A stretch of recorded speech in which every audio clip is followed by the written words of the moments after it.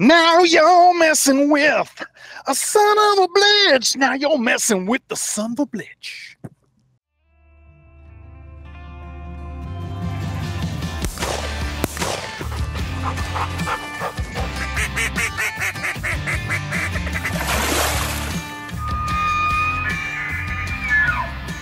Welcome to the SCHEELS Outdoors podcast, your source for information on hunting, fishing, and all of your outdoor passions.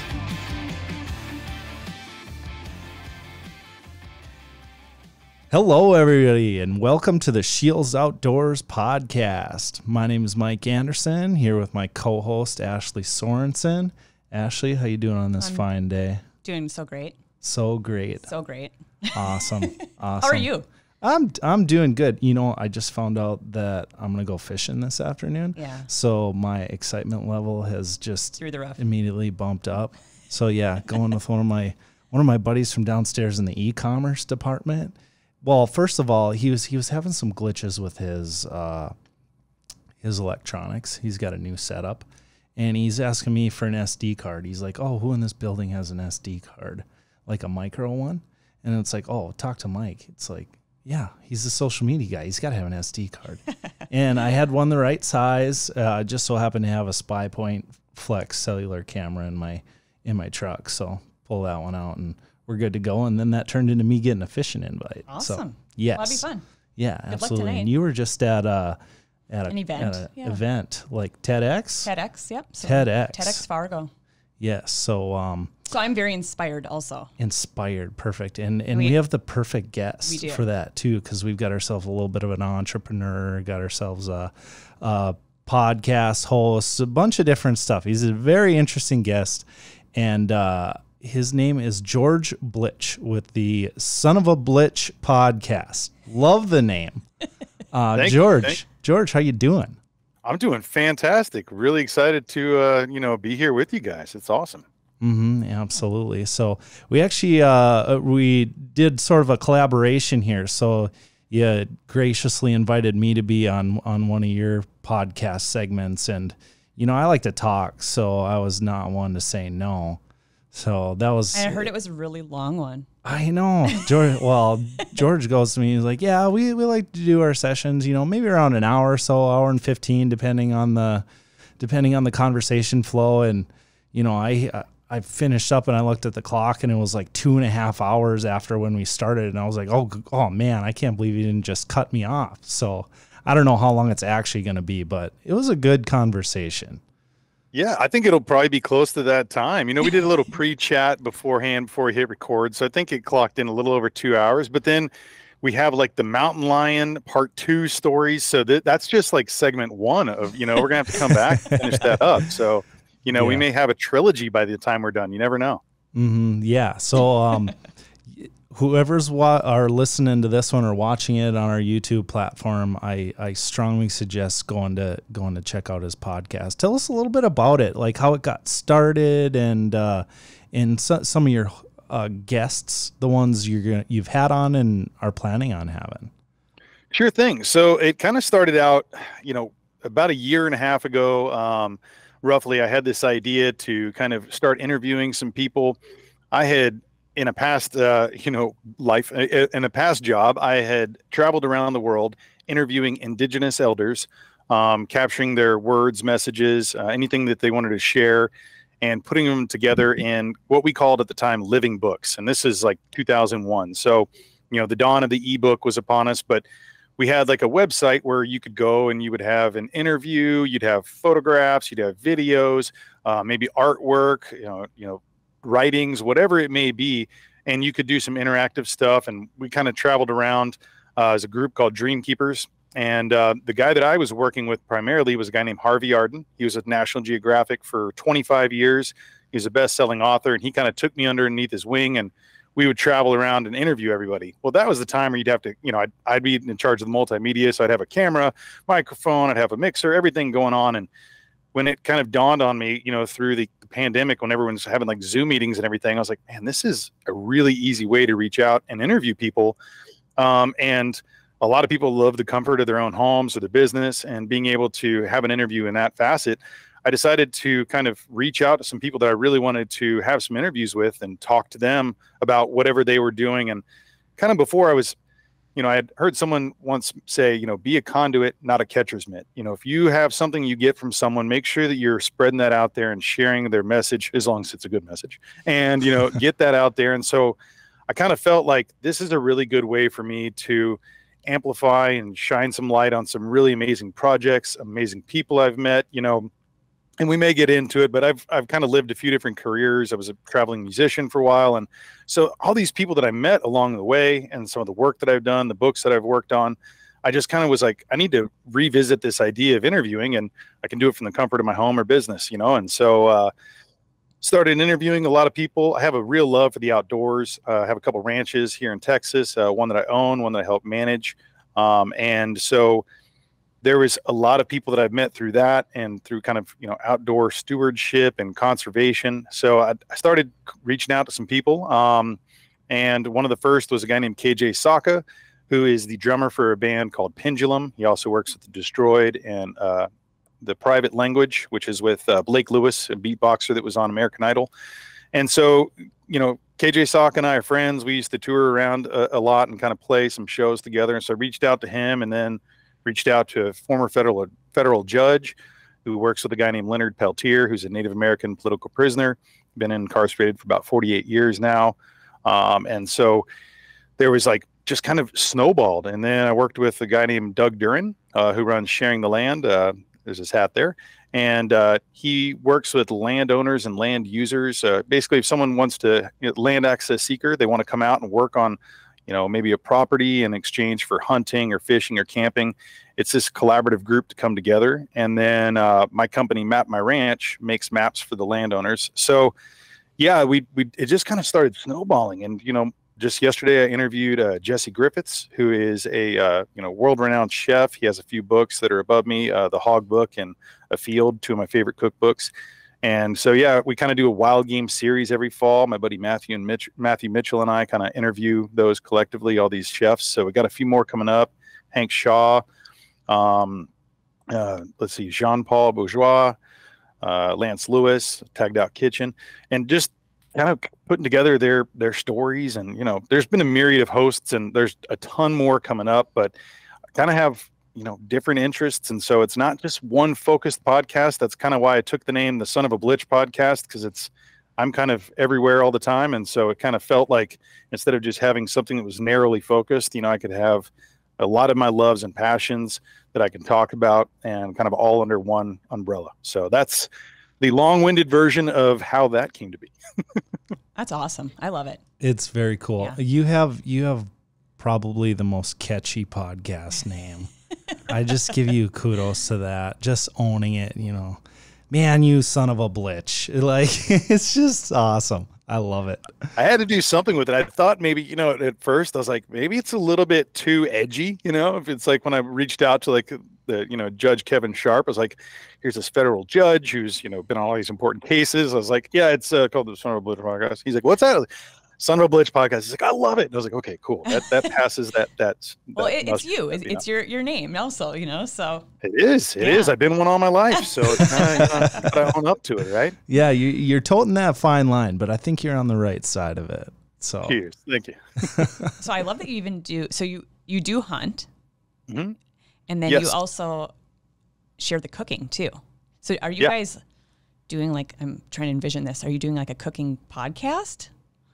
So right now, the thing that we did last fall, Matthew Mitchell and I interviewed about 3 or 4 chefs. And so we talked to them a lot about, and we air it during hunting season. And so we're talking a lot about tips and tricks, things you can do maybe, leading up to the hunt, or maybe once the animal's in the ground. Jesse Griffiths and I were talking yesterday. He always says, cool and dry, but not wet. A lot of people throw their meat onto ice to keep it cold. Well, as soon as that ice touches that meat and that moisture comes in, there's a lot of things that it starts. And so we talked about little tips like taking contractor bags, or maybe using those frozen block ices you get from Yeti, Arctic, or all those different companies, and maybe putting, a cardboard layer or something there so it doesn't touch the meat directly, but it'll keep everything cooled like a refrigerated unit.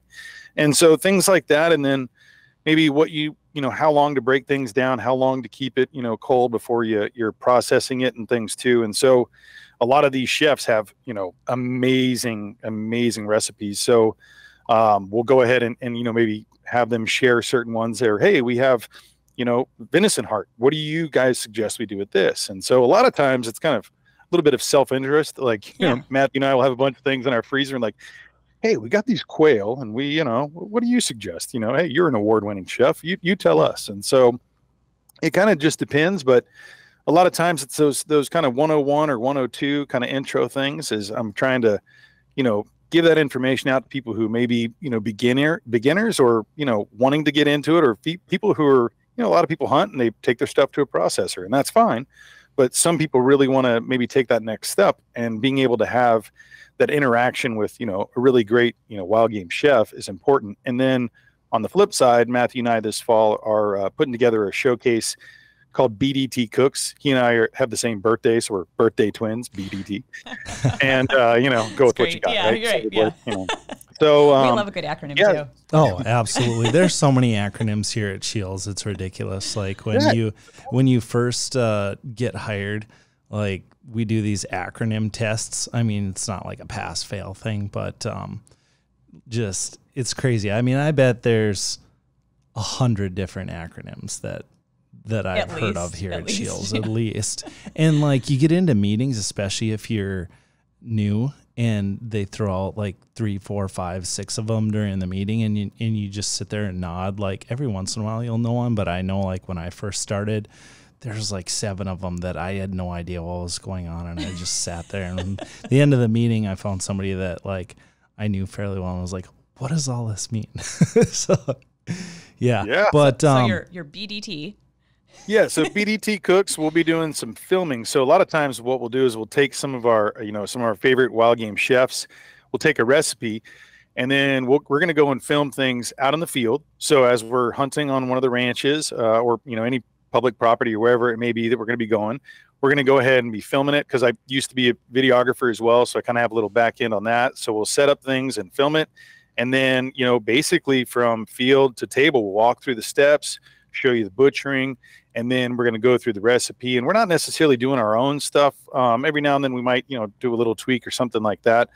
But we're basically going to show you, hey, this is maybe, Jesse Griffith's, smothered chop recipe from a field, and here's how we do it. And then here is the final result. And, then we'll kind of, share what we might do the next time, if there is anything that we wanted to tweak or whatever else. But yeah, that's kind of a thing that we're just launching this fall, and it kind of is inspired because we have a lot of friends in that industry that are just, lights out chefs. So it's kind of a way for us to, kind of give a little nod to them and get some good food for our families and stuff too.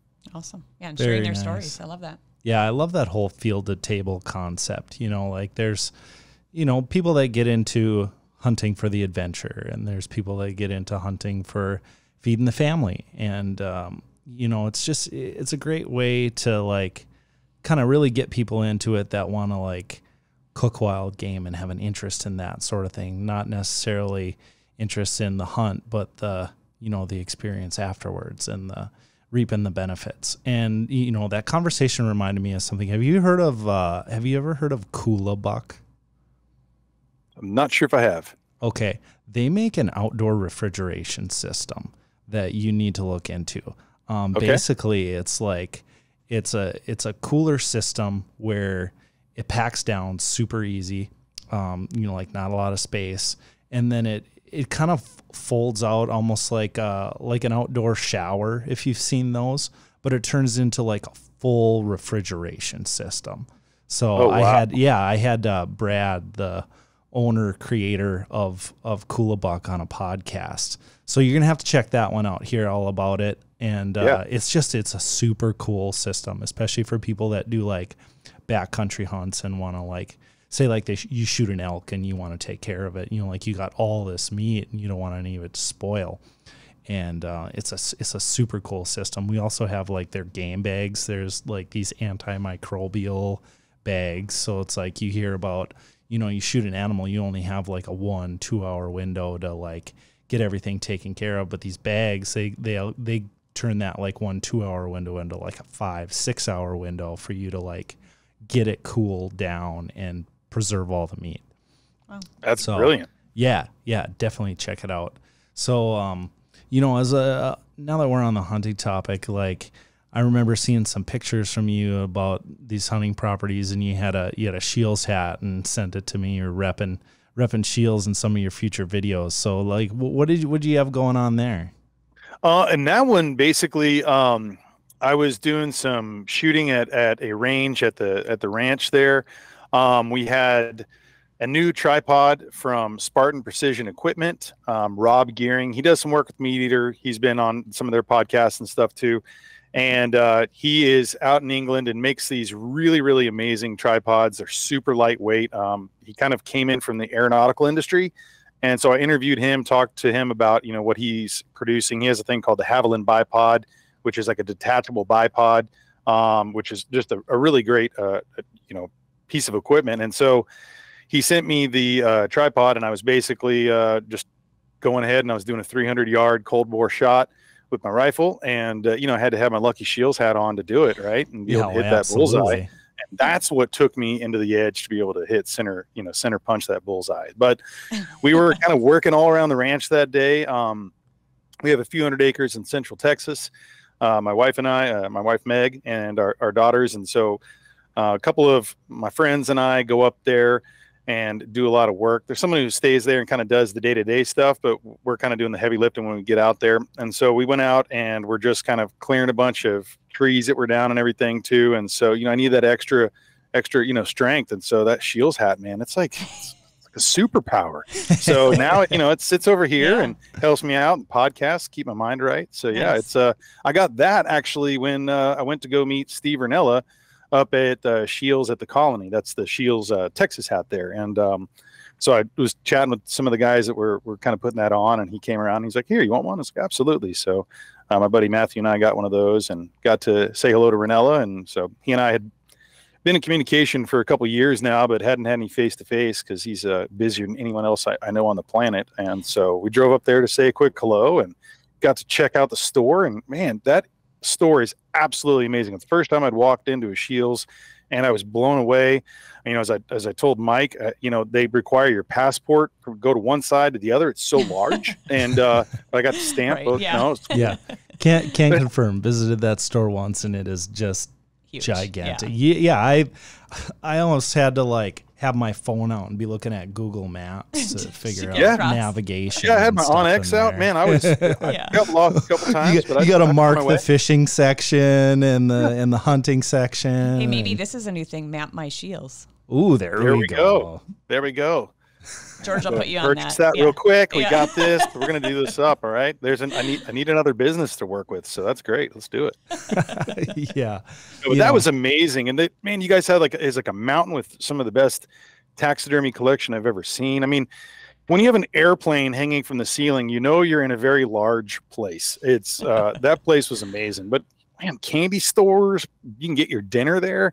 I even asked the guys, like, has anyone like tried to sneak into a tent and stay overnight? He's like, actually, there are some influencers who have done that. So I don't know if it was at that store, but apparently that has been done or has been tried. I don't recommend it necessarily. I'm sure there's some security folks that don't like that, but it seemed like you could probably survive there if you needed to for quite a long time.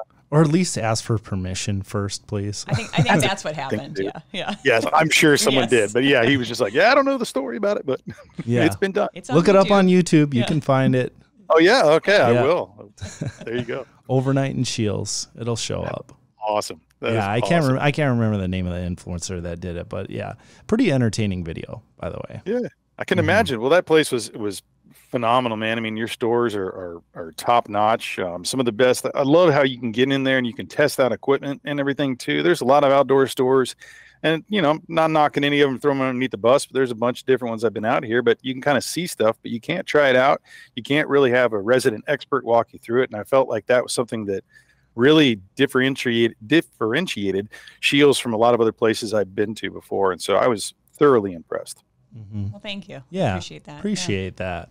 Yeah. So let's talk a little bit about this Map My Ranch. So give us the lowdown on it, how it started, and where you're at right now with it. Right on. Well, I guess it's about maybe 16 years ago, maybe 17 at this point in time. One of my best friends, Colin Williams, and I were out at my ranch in Central Texas.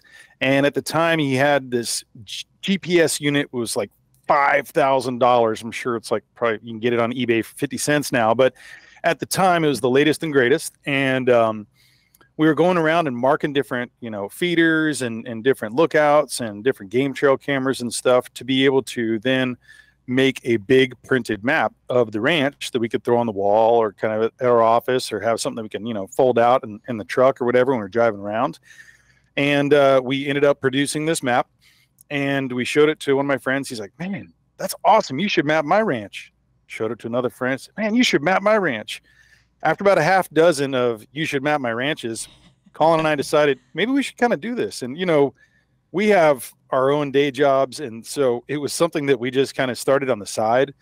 And every year it's kind of doubled in business. And now it's about to be hunting season. So I think we had, like 5 different calls for new maps yesterday. It's been thoroughly busy. And he and I, mainly operated. We have a couple friends who'll help us out when we get really into busy season. But what we do is we take a property that maybe if you own it or you lease it or even public land. I mean, we also do lakes and rivers. So, whatever it is you want mapped, a vineyard, we've kind of done commercial stuff too, anything. But if you want something printed out, let's just take a ranch here in Texas, for example. You want to get a boundary of it. We'll go ahead and find the best aerial image that is available. We've got a bunch of different groups that we subscribe to. And so we find the latest and greatest imagery, highest resolution, overlay the boundary. And then if they want to have custom things on it, maybe water troughs or game trail cameras, or, maybe there's a hog trap or whatever it is they want to go ahead and put down. We have a partnership with Onyx now. And so if you order a map from us, you get a free Onyx membership, an elite membership for 3 months. The user will go ahead and plug in what they want mapped, and then they'll send us that file. We'll grab that data and overlay it on the map, and then kind of send it back to them with customized icons and labels. And we kind of do 3 different types of prints now. We have kind of the one that I recommend the most is called a weatherproof. It's like a Tyvek type material. It's really thin. It's a matte finish, so it looks really great on the wall. I keep a 2x3 foot folded up in my back pocket when I'm walking around the ranch. You can sit down, you don't even feel it. It's super thin, water resistant, tear resistant, really, really great. And then we have vinyl, which is great for outdoor. A lot of people, we can do those the size of like a billboard. So if you have a really big ranch and you want something massive, that's a good one to have. I'm sure Texas has a lot of that.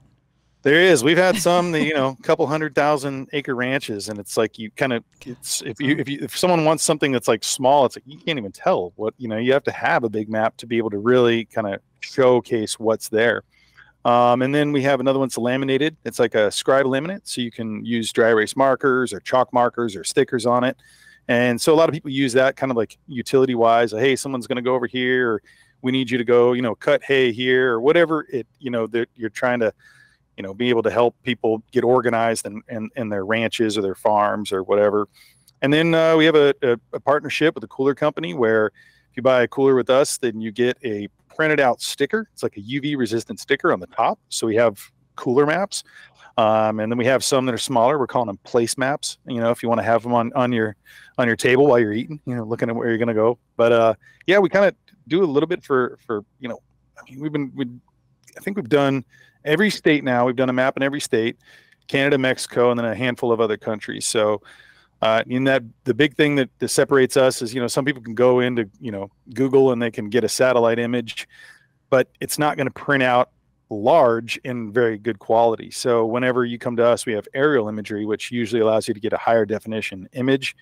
We also have some pilots and different companies that will fly. So if somebody wants something of their place tomorrow, and they've just done a big project over there, or have some new, ponds or whatever they've dug out, new clearing, new field plots, and they want to have an overhead image of that they've just finished, we can, schedule that out usually within 10 days. And, it's a little more premier pricing on that, but we try to make it really affordable, because just like how we started out, we just wanted something to hang out at the ranch that we can all look at. And, we've costs have come up on prints and stuff too, but we're very, very competitive, and we're one of the leaders in the industry, in the country for that. And I think part of that is that accessibility will make sure you get exactly what you want, and it's affordable as well. So it's just something that, it's kind of a side thing that kind of kept growing, and Colin and I love doing it, and it's fun. I get to talk shop with, hunters and anglers, and kind of right in that outdoor space that I'd love to be a part of. So it's been a fun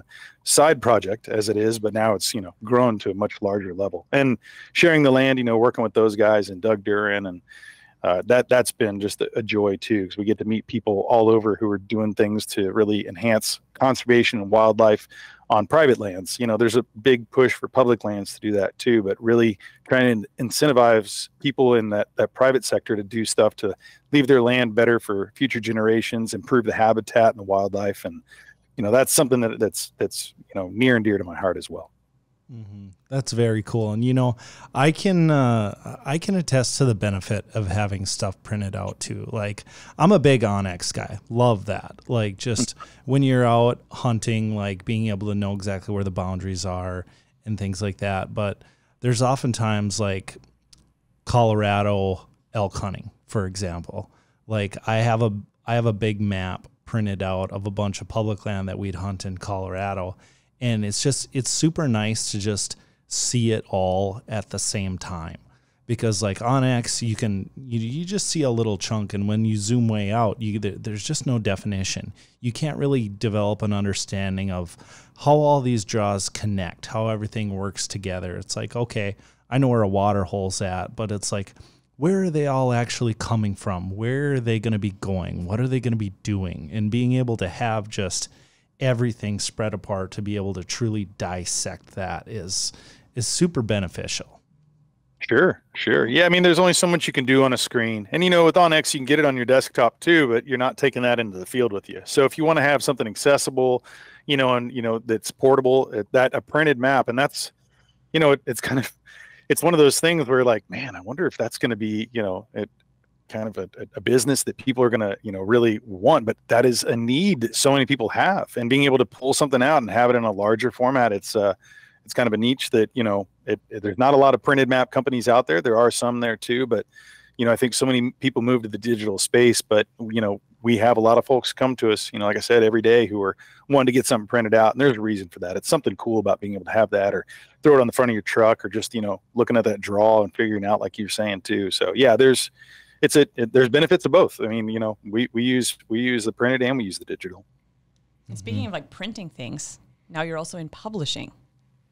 Yes. Are you still doing that? Sorry? Are you still doing that? I am. I'm currently working on a book right now. It's about a gentleman named Bob Lemmons.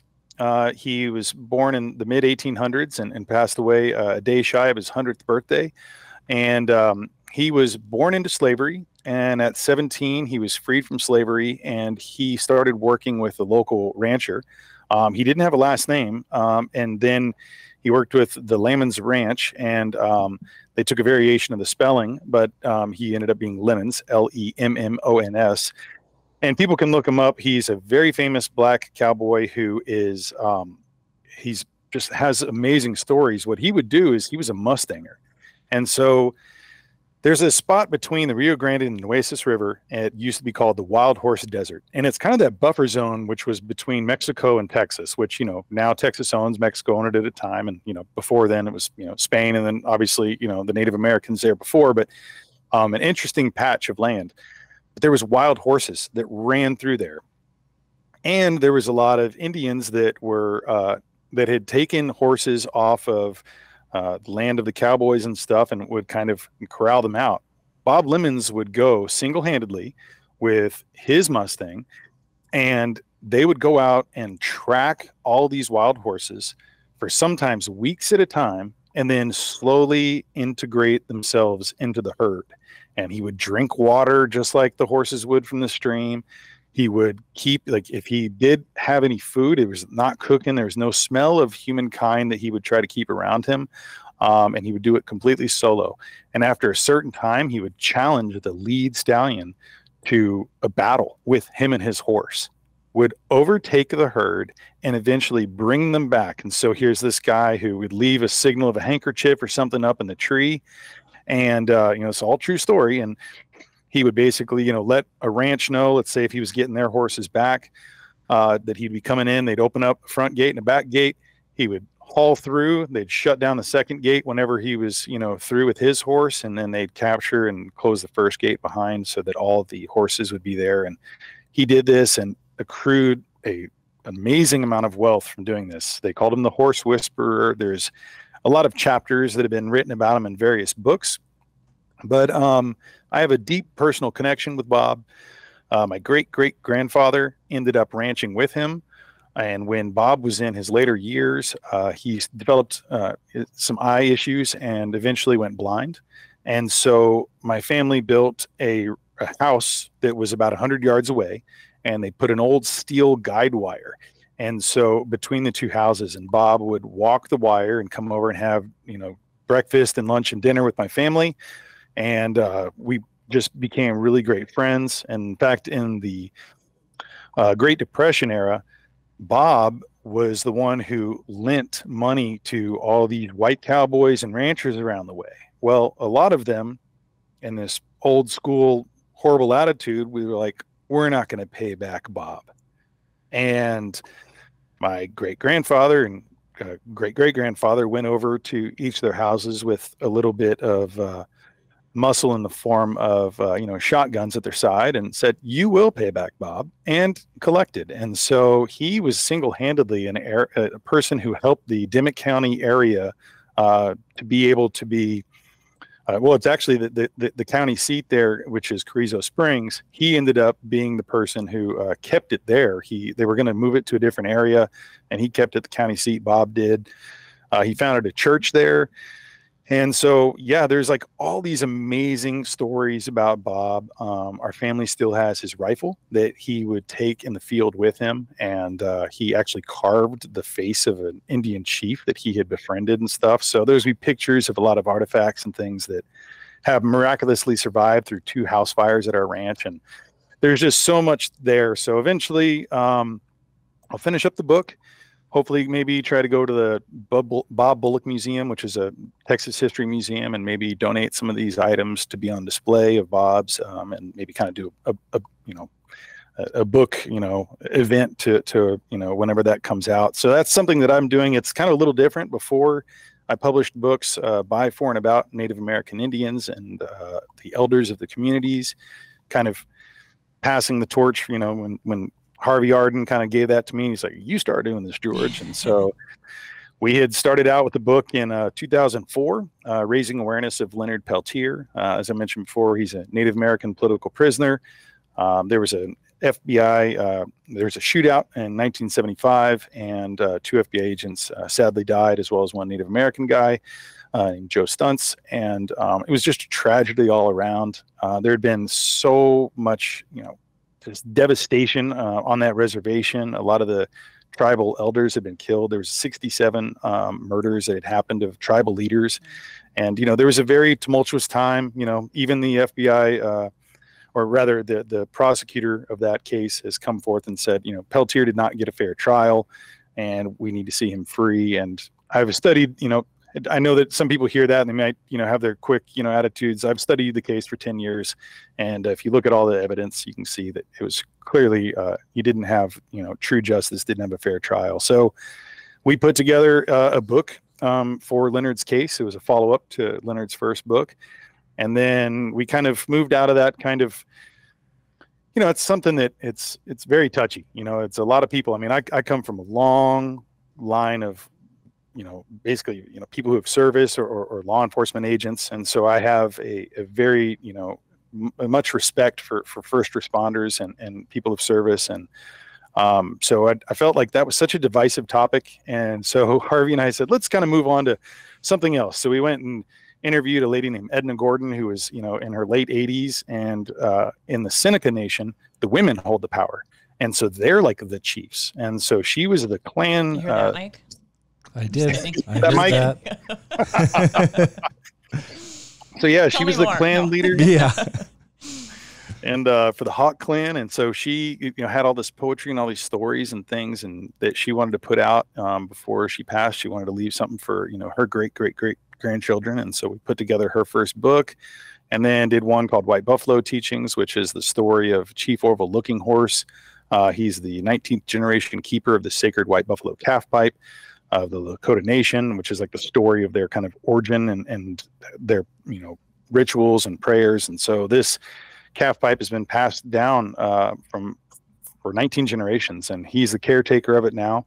And his book kind of talks about the teachings of the Lakota people. And so we did that. And I've done a lot of other kind of writing and some ghost writing and some things in other people's books. And then, it's something that while I enjoyed that, I kind of wanted to branch out of something like that. And so the Bob Lemmons book is one. And then I've done a lot of outdoor writing as well too.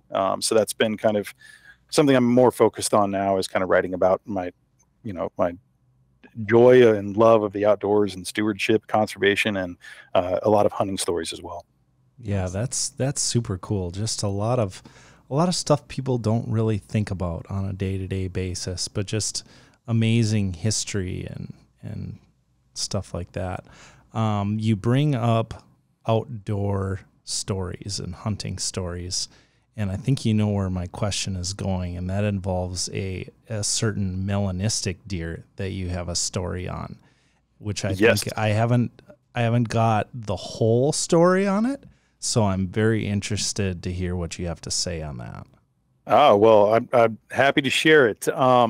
So the ranch in Central Texas, my grandfather and my father bought it in 1975. My grandfather ran cattle there, Santa Gertrudis, kind of the King Ranch cattle. The King Ranch is a quite famous ranch here in Texas, and a really wonderful story there of their ranch. And so that particular breed of cattle, he was raising those out there. And my grandfather was in he was in the Air Force. He was in the Defense Intelligence Agency. He was a pilot, and he actually was one of MacArthur's wingmen. So whenever MacArthur would fly places, my grandfather and his best friend were the kind of pilots that would keep him safe. And he had just a wonderful life and legacy. And when he passed away, I kind of ended up, the ranch got a little bit divided. And so let's see, basically I think my father ended up with 5/8 of the property, a little over a few hundred acres. And it kind of came unto me to start managing it. And so my wife, Meg, and I went out and met with a wild game biologist, and we started kind of doing surveys and looking around the property and kind of finding the best, the natural food sources and the browse species for whitetail deer and for the turkey and all the native, animals there. And through one of our drives, my wife caught a glimpse of this black deer, and she was describing it to me. And I was thinking to myself, that sounds like a melanistic deer. Cause she's like, no, it wasn't dark brown. It was like, it looked black.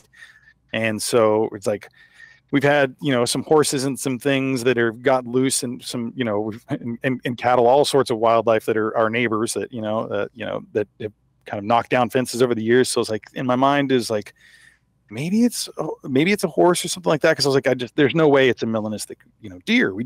I've heard they were around here, but I've never seen one in all my years there. And, but she was adamant that she's like, no, it's a deer. So I was like, all right, it must be a melanistic, deer. We didn't know if it was a buck or not at the time.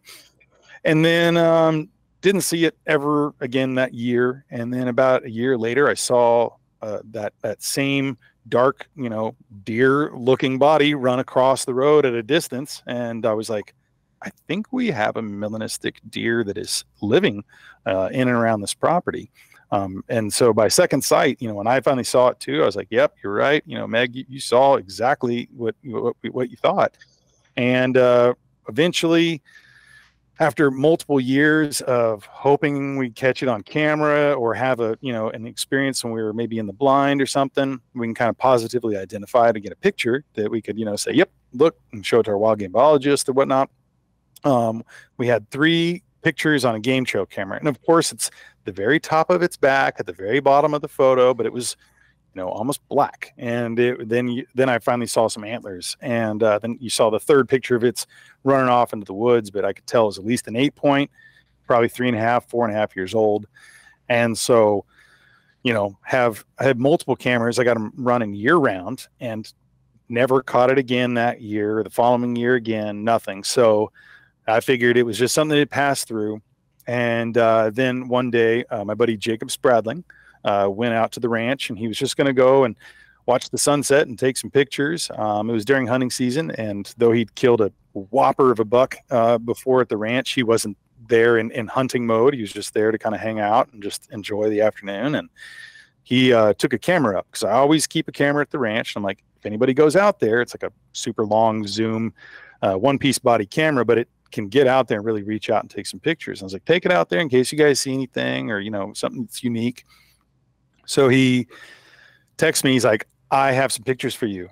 I saw it. I was like, you saw it? You saw Black Beauty? Because we had dubbed it Black Beauty at that time. Of course. Great name. Great name. Thank you. And so I was like, you saw Black Beauty? He's like, not only did I see it, I got pictures of it. And I was like, send them. He's like, I got to get the SD card. I was like, hurry. I was like, Mike would have done this by now. But so he ends up sending me later on some pictures of just like the screen, the LCD screen of the camera, right? And sure enough, it was that. It was a 10-point melanistic buck, which I should probably explain that real quick for people who don't know. And, I'll send you guys some pictures too if you want to drop it in. But melanism is, it's too much melanin in the system. So if you think about like, an albino or albinoism, like the lack there of the pigment, like this is too much of a certain pigment. And so it produces a very dark coloration. And there are animals all around the world that are melanistic.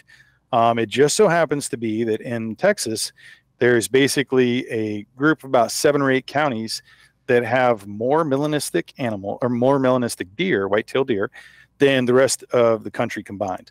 And whether it's, genetics, as far as maybe the habitat, there's a lot of creek bed systems and things where they hide. And so, through all these different things, this area is more of a hotbed. They say 15 to 20% of whitetail deer are abnormally dark in central Texas.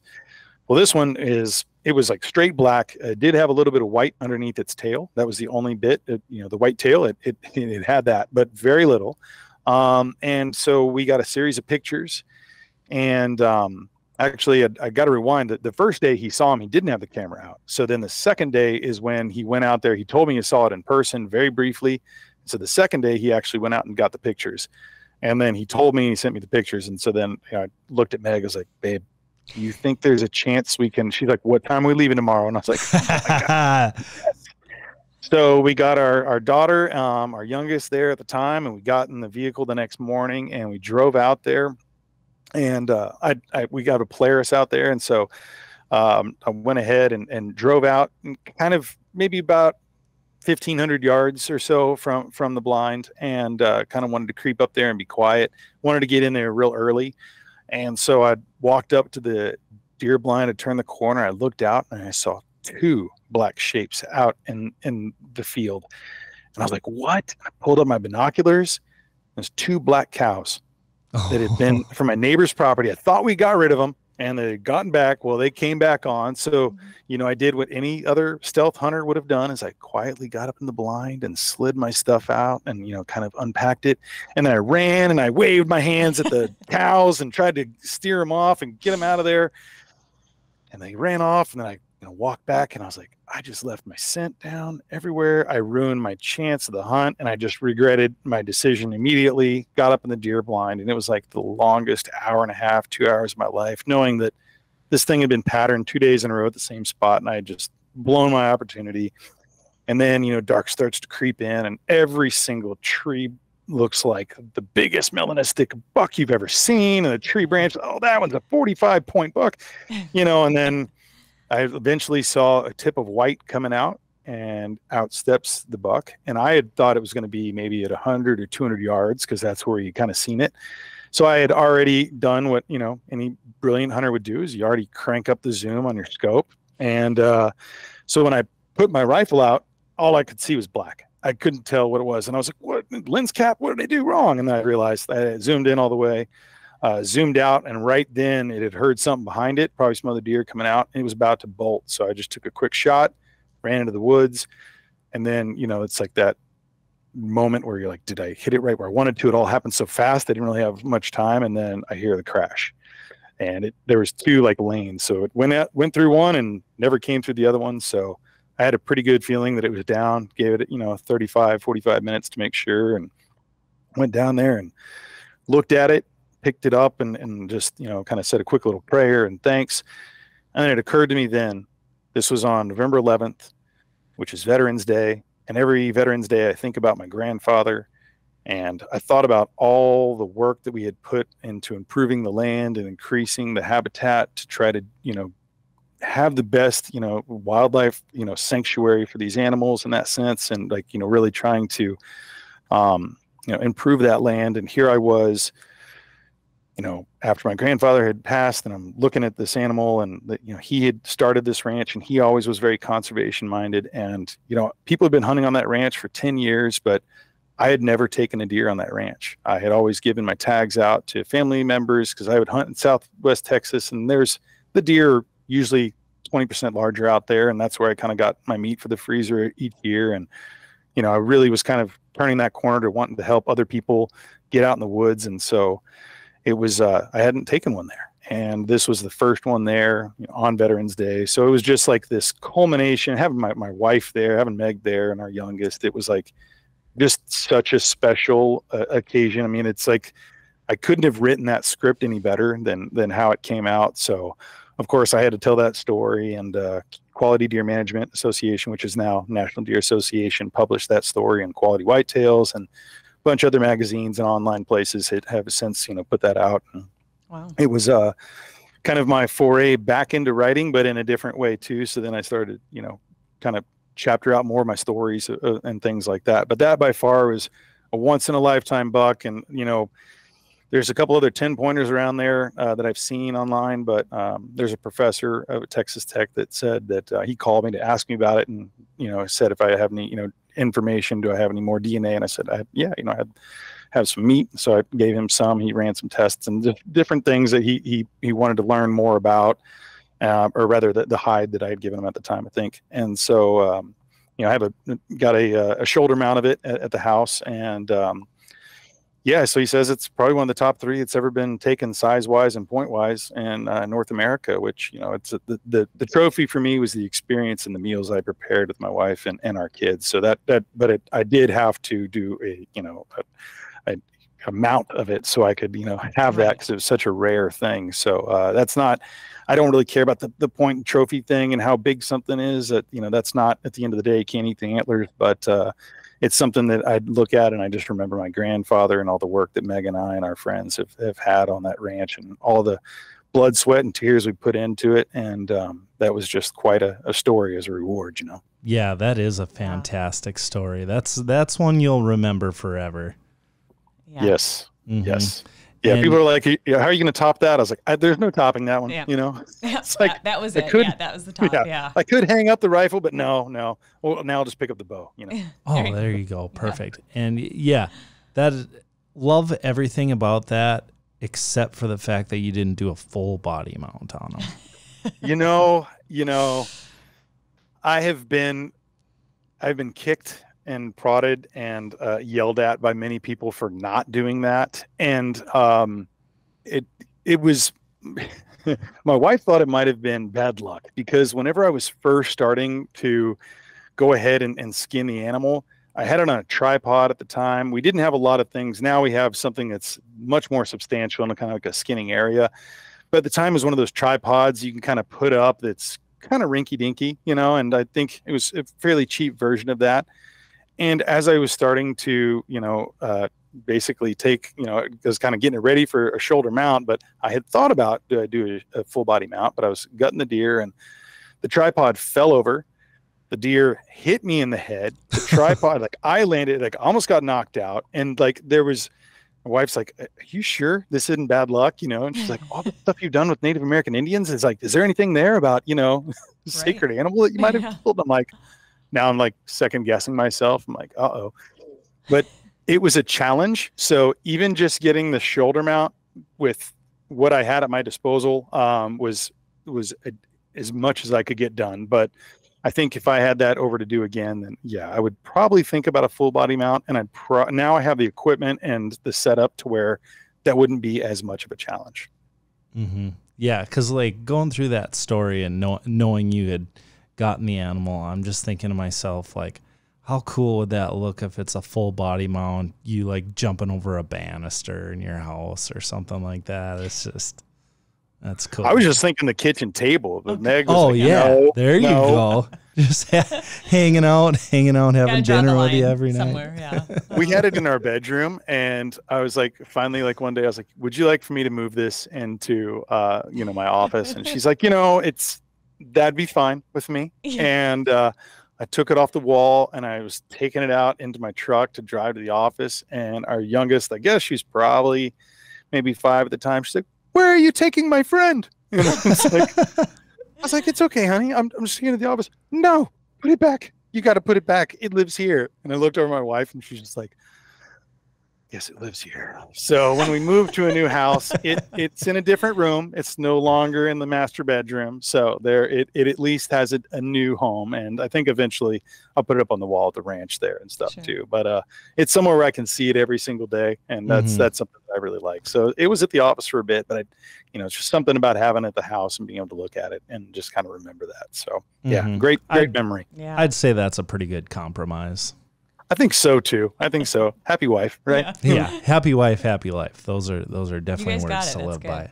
That's good. Yeah, she's been supportive of it all. So it's been she's a great woman. So it's been nice to be able to have that around. And some people, I've had some friends, they take an animal and they're like, "No, you don't even bring the antlers in the house. It might be in the garage or something." So she supports it. Yeah, you were telling that story about it being hunting season, and then she's like, "So we're going hunting tomorrow?" I was like, "Yeah, mad respect for that girl." Yes, no, she's she loves the meals that we create. My buddy Matthew's a wonderful cook, so he's had some meals that maybe she wouldn't like before, but then like he's just really good at it. So she's like, "I really like this." I was like, "I never thought you'd say you like javelina, but now that I know you do, we're going to go ahead and get a javelina next year." It's not something we eat every night, but it's all of our household palates have been expanding. So what does that it's just exactly taste like then, or the texture? Is it a tougher texture? It's not a pig, and so it's not exactly the same. The collared peccary is what we have down in the South here too, and but it does have a similar kind of texture of hog meat. A lot of times we'll do things where it's kind of like tacos and stuff too. But it's a really delicious meat. It's kind of a not as gamey as some people think it is. But we also are doing a lot of different sauces and things too. So that's kind of a little covered up. But I think about like kind of a medium sized sow. There are some comparables to something like that as far as a feral hog. Because we have a ton of those here. Mm-hmm. Yeah, I had my first experience with hog hunting earlier this year. It is so fun. It is fun. Yeah, where were you hunting? It was fairly close, maybe like an hour or so away from our store in the Colony, Texas. I can't remember the exact name of the town, but yeah, we had a guy. It was actually, we were down for this fishing university. And I had this whole set list of stuff that I had to capture while I was down there. And I look at the schedule. It's like, okay, we're supposed to finish up at 6:00. And then the next thing that I had on my to-do list was hop on a plane. So it's like, wow, I think that gives me the perfect amount of time to go hog hunting because I've finished all my responsibilities and all I have left is get on a plane. So I started searching up hog hunting near where we were at, and it happened to be like there was a place that was right in the town that we were staying at, that the hotel was at.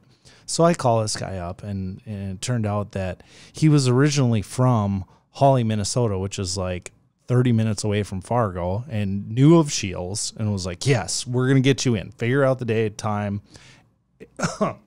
Excuse me.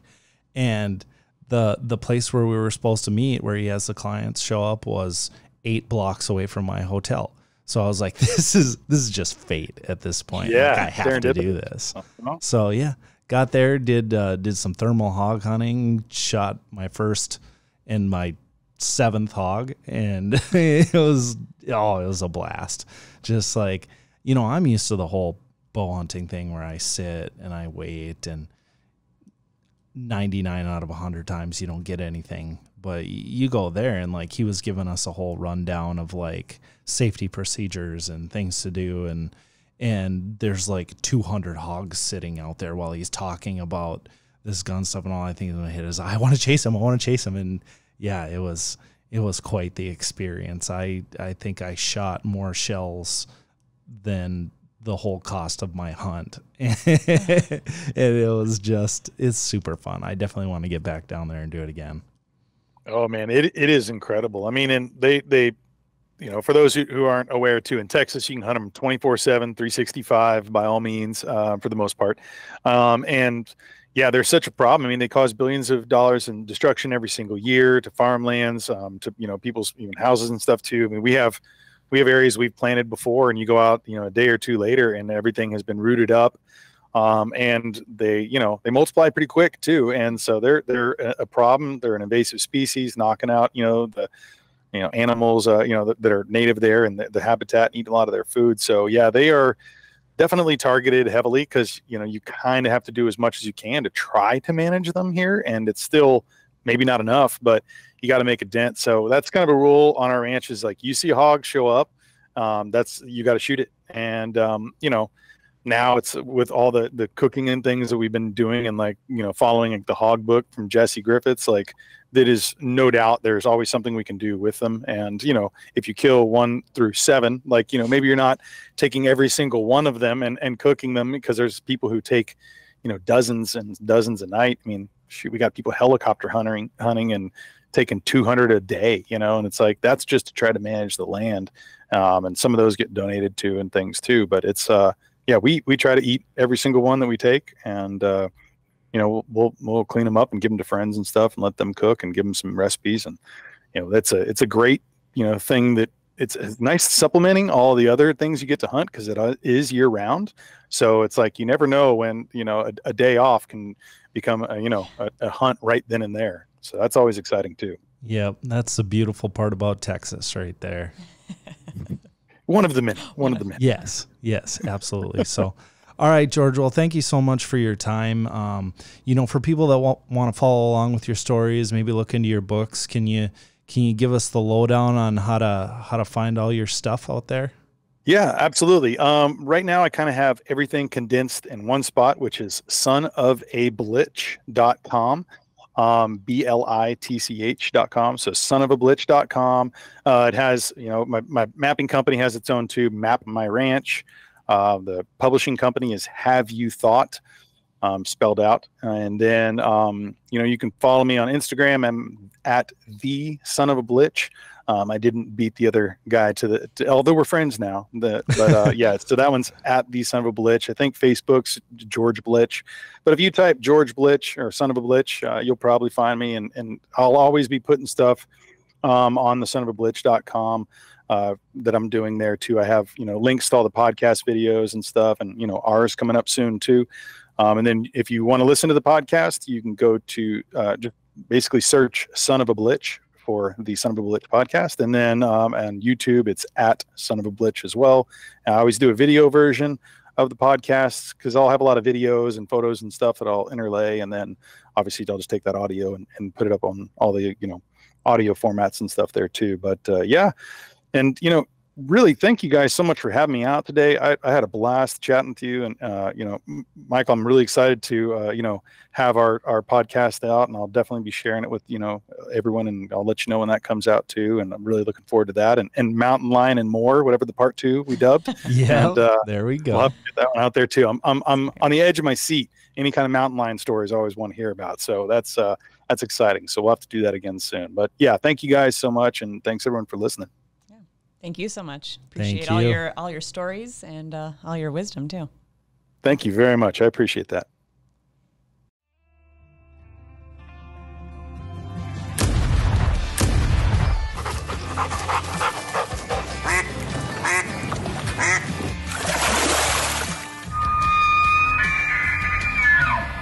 Thank you for listening to the SCHEELS Outdoors podcast. Stay tuned for future segments and visit our social media pages, SCHEELS Outdoors on Facebook and Instagram for daily updates.